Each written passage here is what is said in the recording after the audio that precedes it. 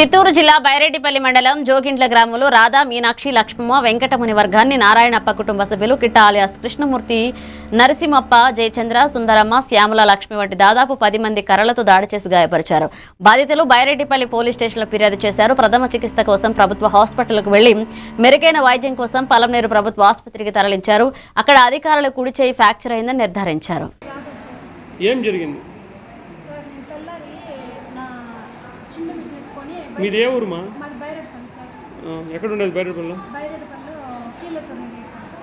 బైరెడ్డిపల్లి మండలం కీళ్ళతోనే కాకుండా సార్ ఉండేది. నేను మా ఇంటికాడ తెల్లారితో ఎండకి బిడ్డని ఎత్తుకొని కూర్చొని ఉంటుంది సార్. వాడు జయచంద్ర అనే కూడా మా చిన్న మామ కొడుకు జయచంద్ర అనే కూడా గుడి దగ్గర లైట్ రెడీ చేసి కూర్చున్నాడు. వాడు నన్ను చూసి ఇంకా 15 రోజులే ఉండేది, మిమ్మల్ని అంతా సెపరేట్ చేసేస్తాను, మీకు ఖర్చు చూస్తాను అని మాట్లాడుతూ ఉంది సార్.